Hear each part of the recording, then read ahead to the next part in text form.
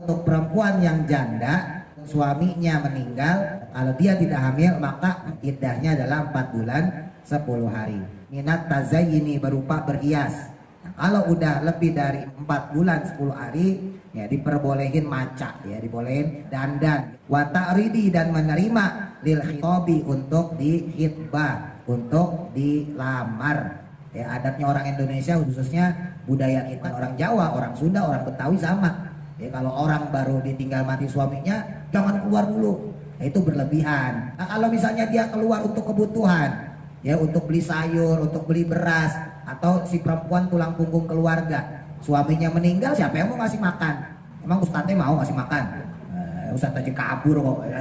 Kalau memang dia punya aktivitas, lakukan aktivitasnya. Yang diharamkan itu ya tadi itu ganjennya itu, sama menerima lamaran. Apalagi sampai nikah, haram hukumnya. Dan nikahnya tidak yang mana menyindir kalian, lawahtum, maksudnya membuat isyarat kalian, bihi dengannya, min khitbatin nisa'i, dengan bentuk khitbah untuk melamar si perempuan, si janda.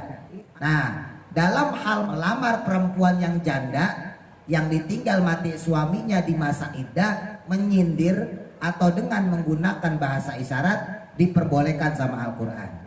Ada janda kembang, terus laki-laki datang, wah mbak sampai kok malah tambah ayu aja. Nah itu kode tuh. Atau lagi tahlilan terakhir, udah mbak diklasin suami meninggal, orang meninggal itu kehendak Allah, semuanya bakal kembali mbak sama Allah. Udah pokoknya kalau ada urusan apa-apa minta tolong sama saya bantu. Nah itu kan tanda-tanda juga itu, modus ya, walaupun nggak secara langsung. Tapi kalau ngelamar mbak sampai saya lamar, dosa, haram, nggak boleh. Tapi kalau ngasih kode diperbolehkan. Makanya ketika seseorang dia belum hubungan badan, belum ada kewajiban dia untuk menyerahkan maharnya. Tapi ketika dia sudah akad, maka setengah maharnya itu sudah wajib diberikan. Setengahnya lagi ketika selesai hubungan badan. Kenapa? Karena zaman dulu itu mahar itu mahal-mahal Bapak Ibu. Jadi seandainya dikembalikan pun masih pantas. Ada laki-laki ya maharin perempuan misalnya 500 juta. Ternyata belum hubungan badan diceraiin. Wah ternyata kamu gudikan, kamu korengan. Udah tak pegat sampai aku ceraiin hari itu juga. Belum hubungan badan, boleh diminta. Saya minta 250 juta. Kenapa? Karena nilai maharnya gede. Lah kalau di Indonesia beda adatnya. Kadang-kadang nikah cuman seperangkat alat sholat. Buat perempuan ya berarti atasan sama bawahan mau kena. Minta setengahnya untuk ngisoret dong. Iya kan? Nah, jadi gak cocok kalau di Indonesia tuh.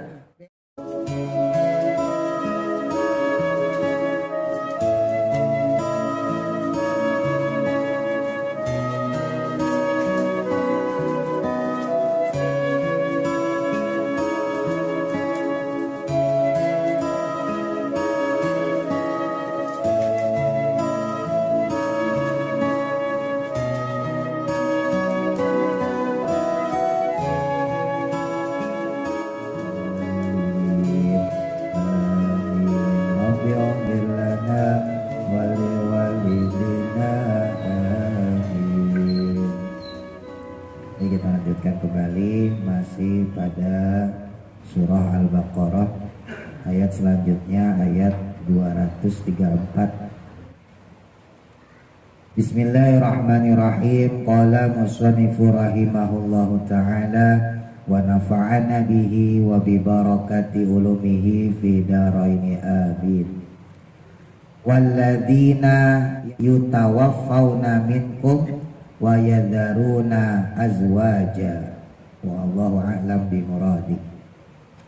Walladzina dan adapun orang-orang yutawaffawna yang mana wafat, yamutuna maksudnya mereka mati, minkum di antara kalian, wa yadharuna kemudian dia meninggalkan, yatrukuna maksudnya meninggalkan, azwajan akan istri-istri, yatarabbasna maka menunggulah mereka, ay maksudnya liyatarabbasna hendaknya menunggu si perempuan-perempuan tadi, bi anfusihinna dengan diri mereka, dengan perempuan yang ditinggal wafat suaminya, ba'dahum setelah kematian mereka, setelah kematian suaminya, anin nikahi dari pernikahan. Jadi untuk perempuan yang ditinggal mati suaminya, maka diwajibkan menunggu, atau bahasa kemarin adalah masa iddah sebelum dilamar. Berapa lama masa tunggunya? Arba'ata asyhurin, yaitu masanya 4 bulan, wa asron dan 10 hari, minal laili termasuk hitungan malamnya. Maksudnya 10 harinya bukan 10 hari doang, 10 hari 10 malam. Berarti 4 bulan 10 hari plus malamnya, berarti tambah 1 hari, besoknya baru dia terbebas dari masa iddah. Wahada dan adapun hukum iddah ini itu fi ghairil hawamili, pada selain wanita yang hamil, bukan untuk orang yang hamil. Fa iddatuhunna, yang mana adapun iddahnya mereka, iddahnya wanita yang hamil, ini yang kemarin kita pelajarin, itu ayyadokna, iddahnya yaitu sampai melahirkan, hamalahunna, akan kandungannya mereka, bi ayati tolaki, dengan sesuai ayat talak, ya, yang udah kita pelajarin kemarin. Wal amatu, sedangkan adapun budak perempuan, kalau untuk budak perempuan itu ala nisfi, yaitu separohnya, min dalika, dari hal tersebut, bisunati, sesuai dengan sunnah Nabi Muhammad sallallahu alaihi wasallam. Fa idza balagna, maka jika telah sampai si perempuan yang ditinggal wafat suaminya, ajalahunna, akan waktu mereka, inqadot, maksudnya telah selesai, muddatu tarobasihinna, masa idahnya atau masa tunggunya mereka, fala junaha, maka tidak ada dosa, alaikum, atas kalian, ayuhal auliya'u, wahai para wali, ya walinya si janda maksudnya. Kalau bapaknya masih hidup ya bapaknya, kalau saudara kandungnya masih hidup berarti saudara kandungnya, adik atau kakaknya. Tidak dosa fima, terhadap apa-apa, fa'alna, yang mereka lakukan, fi anfusihinna, terhadap diri mereka, minat tazayyini, berupa berhias. Nah, kalau udah lebih dari 4 bulan 10 hari, ya diperbolehin maca, ya dibolehin dandan biar cakep lagi. Wa ta'ridi, dan menerima, lil khitobi, untuk dihitbah, untuk dilamar, ya tentunya bil ma'rufi, dengan cara yang ma'ruf, dengan cara yang baik, syar'an, sesuai dengan syariat. Wallahu, adapun Allah, bima, dengan perkara atau amal-amal, ta'maluna, yang kalian lakukan, yang kalian perbuat, itu khabirun, maha mengetahui atau maha mengawasi. Alimun, maksudnya maha mengetahui, bibatinihi, dengan secara yang batin, ya batiniah, yang tersembunyi, kazohirihi, sebagaimana yang tampaknya. Nah, ini menegaskan, ya, untuk ayat 334 ini tentang masa idahnya perempuan yang janda, di mana jandanya bukan janda cerai, tapi janda yang meninggal suaminya. Kalau yang kemarin kita pelajarin Bapak Ibu, iddahnya untuk wanita janda yang diceraikan suami, yaitu masanya adalah salah satu quru 3 kali masa suci. Nah, itu untuk perempuan yang masih punya suami diceraikan. Tapi kalau untuk perempuan yang janda, seandainya dia tidak hamil, ya, kalau dia tidak hamil maka iddahnya adalah 4 bulan 10 hari. Kalau dia hamil maka dikembalikan ke hukum asal, ya. Untuk yang hamil, baik suaminya menceraikan ataupun suaminya meninggal, maka masa iddahnya adalah sampai melahirkan.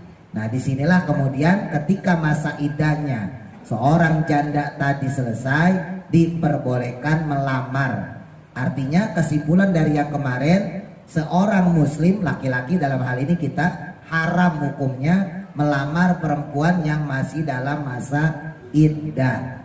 Begitu pula dengan walinya, ya, walinya mencarikan jodoh atau walinya menerima lamaran, maka si wali juga terhitung kena dosanya dia itu.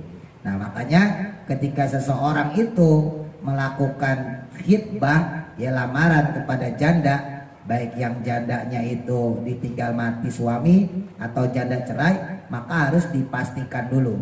Apalagi kalau kayak kemarin kita bahas, misalnya jandanya baru sekedar omongan, ya, tak pegat kue, misalnya, saya pisah sama kamu, saya ceraiin kamu, misalnya itu, baru sekedar omongan. Siapa tahu sebulan kemudian nanti balikan lagi, ya kan? Nggak ada yang tahu seperti itu. Nah, berarti kalau dia talaknya masih talak roj'i, talak yang dia masih bisa kembali, kan kemungkinan balikannya gede, ya.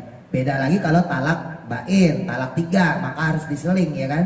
Nah, tapi kalau dia masih punya kemungkinan, kalau talak roj'i, baru talak 1, baru talak 2, maka haram hukumnya. Si perempuan sendiri nggak boleh, kalau bahasa kita promosi lah, ya, nggak boleh ngiklanin kalau dia udah janda, walaupun sudah jatuh talak, sebab masih berlaku masa iddah. Begitu pula dengan seorang perempuan yang ditinggal mati sama suaminya, ya, nggak boleh buat dia promosi, ya. Apakah boleh keluar rumah? Boleh kalau keluar rumah. Nah, ini lagi-lagi yang kadang bertentangan sama adat, ya. Adat kita itu ya terlalu sopan, ya. Adatnya orang Indonesia, khususnya budaya kita di Pulau Jawa, bukan cuma orang Jawa, orang Sunda, orang Betawi sama. Ya, kalau orang baru ditinggal mati suaminya, jangan keluar dulu. Nah, itu berlebihan. Ya, sebetulnya yang nggak boleh itu adalah ya promosi itu, ya ganjen lah, genit. Nah, apalagi sampai nerima lamaran. Nah, kalau misalnya dia keluar untuk kebutuhan, ya, untuk beli sayur, untuk beli beras, atau si perempuan tulang punggung keluarga, suaminya meninggal, siapa yang mau ngasih makan? Ya kan? Kadang-kadang kan orang suka kebablasan. Ya, perempuan gak boleh keluar, baru meninggal suaminya. Yang ngasih makan siapa? Emang ustadznya mau ngasih makan? Ustadz aja kabur kok, ya. Nah, iya, jadi nggak boleh. Ya tetap kalau memang dia punya aktivitas, lakukan aktivitasnya. Yang diharamkan itu ya tadi tuh ganjennya itu, genitnya itu yang diharamkan, sama menerima lamaran, ya. Apalagi sampai nikah, haram hukumnya, dan nikahnya tidak sah. Ya, ini semua masa iddah, ya. Mau perempuan biasa atau perempuan yang ditinggal mati suaminya, maka ketika terjadi pernikahan di masa iddah, maka pernikahan tersebut hukumnya tidak sah.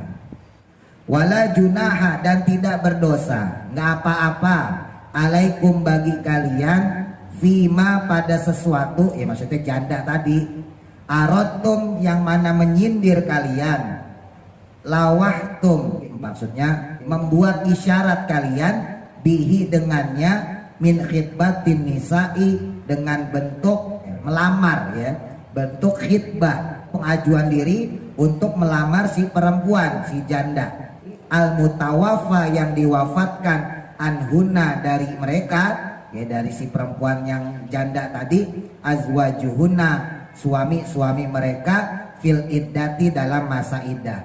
Ya, masih ingat Bapak Ibu ya, kemarin ya, talak dan melamar atau khitbah itu ada 2 cara, ya. Ada sorry itu jelas, saya nikahkan kamu, misalnya gitu, ya. Talak misalnya, saya talak kamu, itu namanya sorry, jelas. Tapi ada yang juga dengan bahasa kinayah, yang kedua, bahasa alus, bahasa sindiran, bahasa pengkiasan perumpamaan. Ya, misalnya ketika ada perempuan, si laki-laki ngomong, udah kita pisah aja. Walaupun si laki-laki nggak ngucap talak, tapi kalau itu maksudnya adalah talak, jatuh talaknya. Walaupun yang dikatakan bukan talak, ya, itu namanya kinayah. Nah, dalam hal melamar, ya, melamar perempuan yang janda yang ditinggal mati suaminya di masa iddah, menyindir atau dengan menggunakan bahasa isyarat diperbolehkan sama Al-Quran. Jadi kalau bahasa sindiran, bahasa isyarat, ya, itu diperbolehkan. Ya, kaqaulil insani, seperti ucapannya manusia, masalan dengan umpamanya, innaki la jamilatun, Kalau buat perempuan innaki, kalau buat laki-laki innaka. Innaki sesungguhnya kamu wahai perempuan la jamilatun, cantik sekali. Jadi itu kan bukan ngelamar, tapi ngerayu. Nah itu bahasa isyarat ya. Ada janda kembang baru seminggu ditinggal mati suaminya, terus laki-laki datang ya. Wah, Mbak sampai kok malah tambah ayu aja. Nah, itu kode tuh. Tapi kalau ngelamar Mbak sampai selamar, dosa, haram, nggak boleh. Tapi kalau ngasih kode diperbolehkan. Atau seperti ucapan waman, waduh siapa nih yajidu yang bertemu mislaki ya seperti kamu warubba rogibifika, maka pastilah dia senang, maka pastilah dia jatuh cinta padamu. Wow. Karena saking cakepnya ya kan, si laki-laki ngomong, wah sampean Mbak ya jandanya nggak bakal lama, nggak bakal nyampe setahun lah, pasti udah ada yang mau lagi. Wow. Terus kan pasti jandanya kan ngomong, siapa yang mau saya mas? Ya nggak jauh, orangnya nggak jauh. Ya, ternyata dia sendiri yang ngomong, ya kan gitu kan? Dia ngomongnya nggak jauh gitu. Nah itu kan bahasa isyarat. Ya, atau lagi tahlilan terakhir ya kan, Mbak diklasin suami meninggal, orang meninggal itu kehendak Allah, semuanya bakal kembali Mbak sama Allah. Udah pokoknya kalau ada urusan apa-apa minta tolong sama saya bantu. Nah itu kan tanda-tanda juga itu ya, modus ya, walaupun nggak secara langsung ya, nggak secara langsung ngomong ya. Ini walaupun tidak berdosa bukan harus dilakukan ya, jangan Bapak lakuin. Oh, boleh kalau kayak gitu, jangan, ini mah contoh doang ya buat yang serius ya. Au aknantum, atau kamu itu menyembunyikan, admartum atau merahasiakan fi anfusikum di dalam hati kalian, min qasdi nikahihina, dengan maksud atau dengan rencana keinginan untuk menikahi dia. Atau bisa juga nggak disebutin tapi dalam hati ngomong misalnya sama teman kita nih ya, kebetulan teman kita ngeliat wah janda kembang ya kan, wah tuh janda cakep ya, kasihan nih suaminya meninggal ya, siapa yang nafkahin? Nah terus kita ngomong jangan macem sama dia, itu udah punya saya. Nah walaupun kan belum ngelamar, dia juga nggak ngomong kepada si janda tadi, tapi isyarat tadi diemnya dia dan mengatakan secara sir kepada temannya, itu juga menunjukkan bahwa ada keinginan untuk menikahi si janda. Yang kayak begini kagak dosa ya, yang kayak begini kagak dosa. Yang dosa itu melamarnya itu maksudnya ya. Karena di zaman Nabi Bapak Ibu, janda itu jadi rebutan, beda sama sekarang. Kalau sekarang janda rapate payu ya. Kalau di zaman Nabi itu janda itu jadi rebutan. Sebab kan kalau di zaman Nabi memang benar-benar yang dagang, yang kerja itu laki-laki ya. Dan waktu zaman Nabi, zaman sahabat, ini psikologisnya ya, perempuan saat itu kalau suaminya punya istri lebih dari satu, bangga saat itu. Kenapa mereka bangga? Berarti si suami tidak zina, yang pertama. Yang kedua berarti dia punya suami perkasa, karena istrinya lebih dari satu. Justru kalau di bangsa Arab saat itu khususnya ya, dan mungkin secara keseluruhan termasuk di tanah Jawa, raja itu permaisurinya satu, lah selirnya kan banyak ya kan? Kenapa? Karena memang saat itu psikologisnya seperti itu. Mereka berbangga-bangga diri kalau suaminya punya istri banyak gitu. Beda sama sekarang. Ya, sekarang boro-boro banyak ya kan, satu aja kagak berani ya. Iya. Nah jadi kalau dari sisi sosialnya memang berbeda ya dengan adat kita dan modernisasi zaman sekarang. Kalau zaman dulu secara psikologi, secara sosial itu memang orang-orang itu senang kalau istrinya lebih dari satu, dan itu sebuah kebanggaan. Makanya Nabi sendiri ketika Sayyidah Khadijah wafat, menikah dengan Sayyidah Saudah ya, itu sama Sayyidah Saudah justru disuruh nikah lagi. Udah Nabi engkau nikah lagi sama yang lebih muda ya, karena Sayyidah Saudah kan lebih tua ya, umurnya sekitar 50-an 60-an, hampir sama sama Nabi. Udah nikah lagi sama yang lebih muda. Jadi istri keduanya Nabi itu bukan Siti Aisyah ya, istri pertamanya Sayyidah Khadijah. Ketika Sayyidah Khadijah wafat, Nabi hijrah ke Madinah menikahi Sayyidah Saudah. Sayyidah Saudah ada saat itu umurnya 60 tahun ya. Nah Sayyidah Saudah yang bilang, udah Nabi engkau nikah lagi aja. Jadi istrinya yang nyuruh nikah, karena ya masa Nabi istrinya cuma satu, sementara yang lain-lain istrinya gede banyak ya, itu maksudnya. Jadi saat itu jadi gengsi Ya beda sama zaman sekarang. Ya ini secara adat. Ya, lagi-lagi cuma informasi, nggak perlu dilakuin. Ya. Alima maha mengetahui Allah Ta'ala anakum bahwa sesungguhnya kalian satat guru nahuna akan mengatakan kepada mereka. Ya maksudnya Allah tuh tahu kalau kalian pun nggak nyampein cuma dalam hati doang. Ya neng batin lah udah ngomong tuh saya suka sama dia, udah kamu jangan macem-macem, saya habis ini pengen nikahin dia. Nah itu juga boleh, ya nggak dosa yang kayak gitu. Bil khitbati dengan niat khitbah, niat melamar. Wala tasbiruna dan tidak sabar, tidak tahan anhuna pada mereka. Tuh, fa'abaha maka boleh lakum bagi kalian, boleh apa? At-ta'ridu menyindir atau membuat isyarat. Ini hebatnya Quran loh. Sampai segini dijelasin ya, didetailin coba. Kitab suci mana yang menjelaskan sedetail ini? Dari yang talak kemarin kan, hubungan badannya, sampai tata cara buat ngelamar lagi aja dikasih tahu lewat Quran. Nah ini hebatnya nih ya.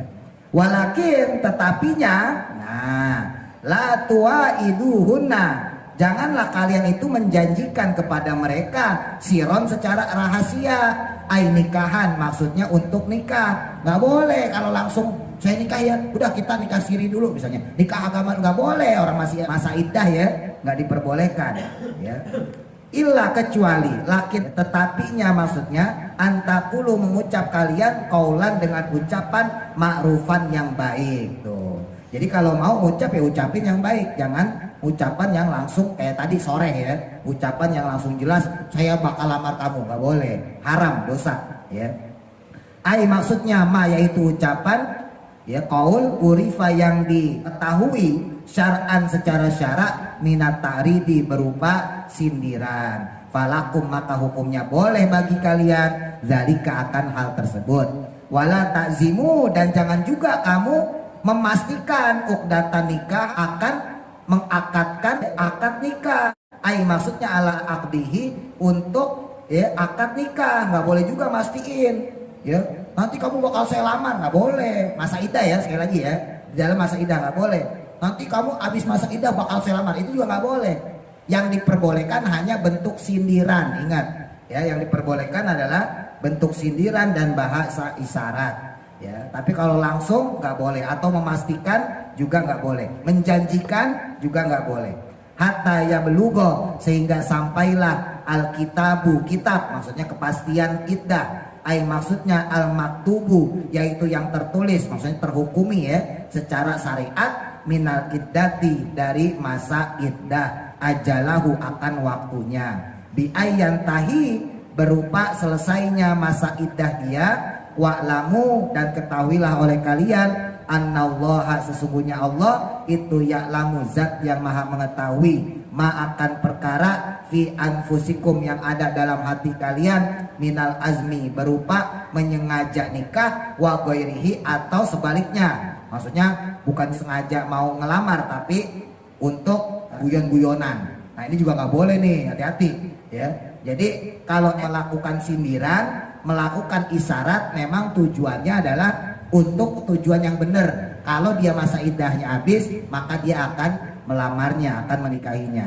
Nah ini boleh. Tapi kalau selain itu ngucapinnya, nyindirnya dalam bahasa nggak ada maksud, ya bukan untuk menikahi dia, maka sama hukumnya haram. Nah makanya hati-hati bapak-bapak yang suka godain janda nih ya, haram hukumnya itu. Fadharuhu dan takutlah kepadanya. Fadharuhu maksudnya takut kepadanya, kepada Allah Ta'ala, ayu akibakum yang mana Allah itu bisa menghukum kalian idza azamtum ketika berazamnya kalian atau berencananya kalian. Wa'lamu dan ketahuilah oleh kalian annallaha sesungguhnya Allah itu ghafurun zat yang maha pengampuni liman bagi orang yahdaruhu yang takut kepadanya. Halimun turkam maha menyantuni atau maha aris kalau bahasa kita. Bitakhiril ukubati dengan menunda hukuman atau menunda siksa an mustahiqiha dari orang yang berhak atasnya, berhak atas siksa tuh. Jadi hati-hati karena kalau kayak gitu langsung diancam sama Allah. Orang yang seperti itu maka akan diberikan siksa walaupun siksaan di dunianya ditunda. tapi nanti siksaan di akhiratnya akan sesuai dengan perbuatan dia. La junaha, dan tidak berdosa juga, alaikum atas kalian, intolaktum, yaitu jika kalian menceraikan, an-nisaa, akan perempuan-perempuan kalian, maksudnya istri ya, istri diceraikan, malam tamasuhuna, sebelum kalian menyentuhnya, maksudnya belum dijima. Wafi kiroatin, dan dalam kiroah lain, tama mahnya panjang, kalau tadi di sini enggak, tamanya pendek, tamassu dimasukin ke sin. Dalam kiroah yang lain dituliskan tamasuhunna, ya sama artinya menyentuh. Ai maksudnya menyentuh tadi, tujami'uhunna, yaitu kalian menjima atau berhubungan badan dengan mereka. Ya, jadi tidak berdosa alias diperbolehkan apabila ada seorang suami yang langsung menceraikan istrinya, mentalak istrinya, sekalipun dia belum disetubuhi, sekalipun mereka berdua belum hubungan badan, ya cuman eman aja, belum di starter kok, wis dipegat ya kan. Au tafridu, au atau lam tafridu, maksudnya belum menentukan lahuna kepada mereka faridotan akan faridoh, ya bimakna mahron, maknanya adalah mahar, mas kawin. Belum ditentuin mas kawinnya, ya boleh juga. Jadi mas kawin atau mahar itu merupakan syarat nikah, bukan rukun nikah, ya. Jadi andai kata ada seorang laki-laki nih ngomong sama seorang pemuda, nak sini kamu, kenapa pak? Saya nikahkan kamu dengan anak saya, ya, Fulan misalnya, Tukiem, ya binti saya, binti Tukijo, hari ini saya terima nikahnya anak bapak, ya Tukiem binti Tukijo, tanpa disebut mahar ya, hari ini. Maka ucapan orang tersebut, si laki-laki yang menyerahkan dan si pemuda tadi yang menerimanya, maka kalau disaksikan dua orang itu sah hukumnya, walaupun gak ada penyebutan mahar ya. Mahar itu merupakan syarat nikah, bukan rukun nikah. Makanya seandainya mahar tidak dihadirkan pun itu tetap sah nikahnya. Makanya nih buat perhatian bapak-bapak, ibu-ibu ya, karena pernikahan itu suatu yang sakral ya, itu kadang-kadang ada aja masalahnya ya. Saya nggak sedikit kejadian orang nikah, mas kawinnya ketinggalan, mas kawin ketinggalan di tempatnya laki, wah ribut ya kan, ambil, mana rumahnya jauh, kalau rumahnya sini Klender, rumahnya di Tambun, Cikampek, ngapain ribet-ribet, udah seadanya aja, punya duit berapa, 100.000 jadiin mahar, beres. Atau tadi sebutin aja maharnya, nanti selesai akad nikah baru diambil maharnya, kan beres. Jadi akhirnya kasihan semua, penghulunya kasihan. Tapi kalau penghulunya pintar sih nggak apa-apa, udah nggak usah pakai gitu langsung, takutnya penghulunya bodoh juga. Nah kan, wah ya udah ambil dulu, suruh ambil dulu ya, padahal nggak ada kewajiban menghadirkan mahar ya. Rukun nikah itu ya adanya mempelai laki ya, mempelai perempuan juga kan ada wajibnya. Jadi kalau mempelai perempuannya aja di Singapura gitu sah ya, yang penting ada mempelai lakinya, ada walinya, karena ini adalah syarat ijab kabul. Lalu kemudian ijab kabulnya, kemudian saksinya 2. Jadi mas kawin itu tidak termasuk rukun nikah, tapi merupakan syarat pernikahan. Makanya di sini diperbolehkan, selama nggak disebutin, maka andai kata dia langsung mentalak ya, oh ternyata kamu jelek, udah saya ceraiin kamu, tanpa hubungan badan, maka diperbolehkan dalam agama. Cuman nanti ada yang namanya mahar misil ya. Kalau ada orang yang menikahi seseorang tanpa penyebutan mahar, maka ada yang namanya mahar misil. Apa tuh mahar misil? Mahar misil itu adalah mahar yang sesuai dengan adat keluarga yang melakukan pernikahan. Contoh, misalnya umumnya di sini orang maharnya apa? Cincin misalnya ya, 5 gram atau kalung 10 gram. Ya udah, maka adat setempat itu dipakai. Nah, itu namanya mahar misil. Atau keluarganya dia nih, misalnya dia punya anak kakak ya. Dulu kakak kamu nikah, mas kawinnya apa? Kalung misalnya gitu ya. Kalau yang kaya misalnya kalung 20 gram misalnya gitu. Terus kakaknya saya lagi 10 gram dan seterusnya ya. Oh berarti ini bisa dibilang golongan menengah ke atas, maka harus disesuaikan. Nah itu namanya mahar misil. Jadi andai kata seorang laki-laki, sekali lagi saya sampaikan ya, dia menikahkan anaknya tanpa mengucapkan mahar sah. Wahai fulan, ya katakan namanya Selamat, ya, wahai Selamat, kamu saya nikahkan dengan anak saya, dengan putri saya, Tukiem binti saya, Tukijo, ya, tanpa menyebut dengan mas kawin apa, enggak menyebutin. Sekarang juga, terus dia ngomong, saya terima nikahnya, anak bapak, putri bapak, Tukiem binti bapak, binti Tukijo, sekarang juga, sah itu, walaupun tanpa mengucap mahar. Ya, cuman nanti tetap dia harus mengeluarkan mahar. Nah, namanya mahar misil. Mahar misil ini nanti disesuaikan sama adat keluarganya, gitu ya. Nah, kalau adatnya emas 5 gram, kalung 10 gram ya udah disesuaikan. Makanya umum ya. Ini berbeda sama adat. Saya kan merangin aturan hukumnya Pak ya, aturan syariatnya gitu Bapak Ibu. Jadi mahar itu tidak termasuk rukun nikah. Makanya kalau mahar tidak disebutkan dalam rukun nikah, lalu kemudian si laki-laki tersebut menceraikan sebelum hubungan badan. Sebelum hubungan badan ya. Kalau hubungan badan nanti ada lagi penjelasannya. Sebelum hubungan badan maka diperbolehkan. Wama dan adapun lafadz ma itu masdariyatun masdariyah, zorfiyatun yang bangsa zorof. Ai maksudnya la tabiata, ya tidak ada resiko atau tanggung jawab atau beban ya bersama alaikum atas kalian fitolaki dalam talak tersebut, dalam perceraian tadi. Zamana adamil masisi, di masa sebelum hubungan badan, wal fardi dan juga sebelum memberikan mahar, biismin dengan beban dosa, wala mahron dan sebelum ditentukannya mahar, fatolikuhuna lalu menceraikan mereka, menceraikan si perempuan. Wa mati uhuna, nah tapi memberikan mut'ah namanya, ya kesenangan, kebahagiaan mereka. Ai maksudnya utuhunna, kamu memberi mereka sesuatu yatamata'na yang bisa menyenangkan mereka bihi dengannya. Tapi memberikan sesuatu, kalau bahasa kita gampangnya hadiah. Ya, walaupun diceraiin tapi diberikan hadiah, diberikan sesuatu yang bisa menyenangkan hati.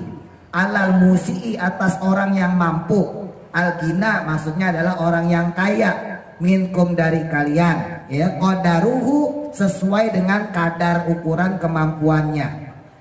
Wa alal muqtiri dan sedangkan untuk orang yang melarat, orang yang miskin, adoiki maksudnya yang sempit, arizku rizkinya ya qadaruhu sama sesuai juga dengan kadar kemampuannya. Yufidu yang mana di sini menunjukkan annahu bahwasanya sesungguhnya hal tersebut la nazroh tidak ada perbedaan ila qadri zaujati atas sisi ya kemampuannya atau derajatnya si perempuan.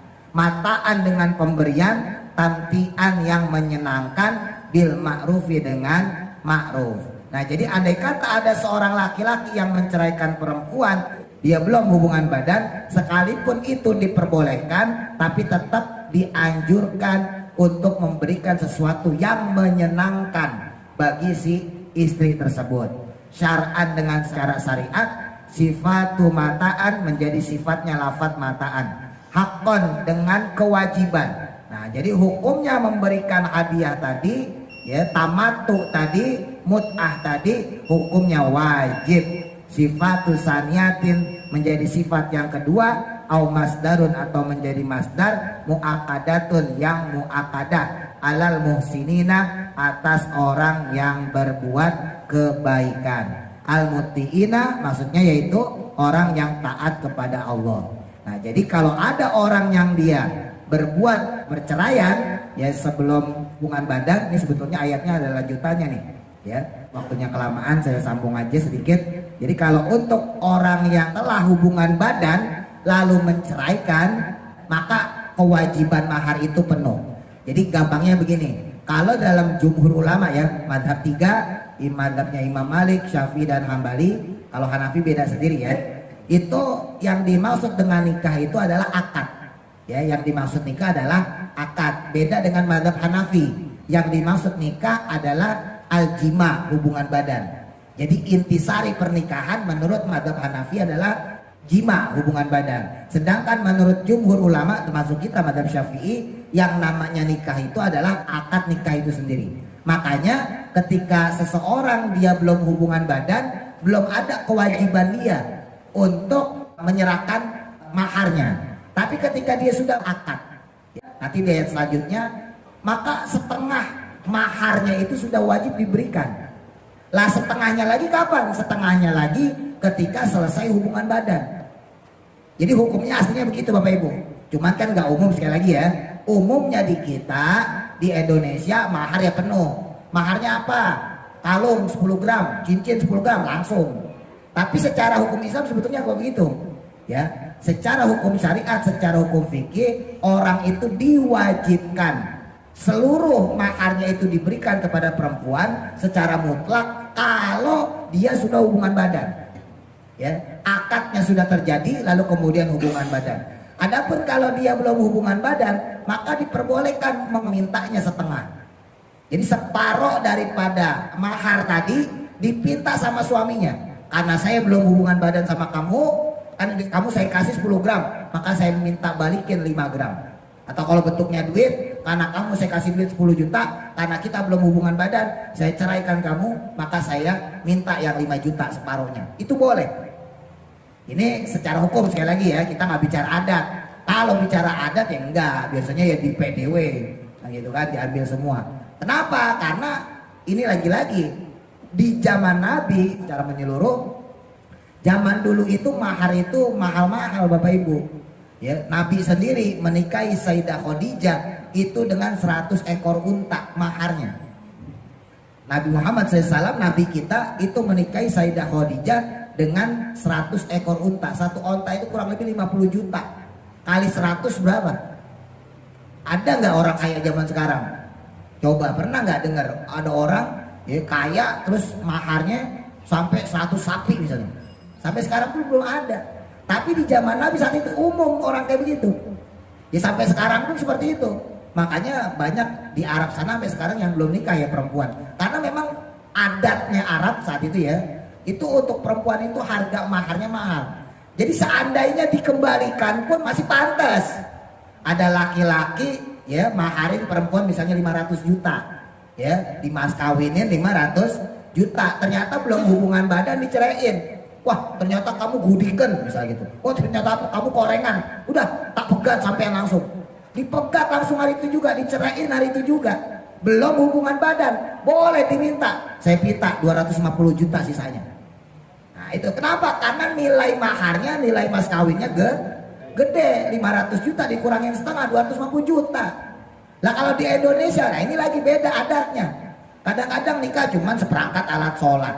Ya, buat perempuan ya berarti atasan sama bawahan mau kena. Minta setengahnya untuk ngisoret dong. Ya kan? Nah, jadi gak cocok kalau di Indonesia tuh. Beda sama di Arab. Kalau di Arab memang perempuan dihargai luar biasa Bapak Ibu. Ya, nah ini membedakan secara adat ya.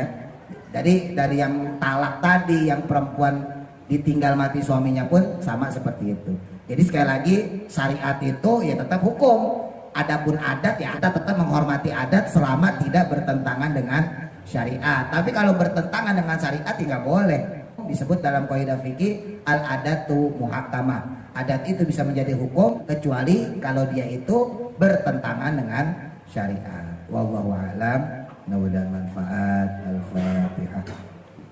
A'udzu billahi minasy syaithanir rajim. Bismillahirrahmanirrahim. Alhamdulillahi rabbil alamin.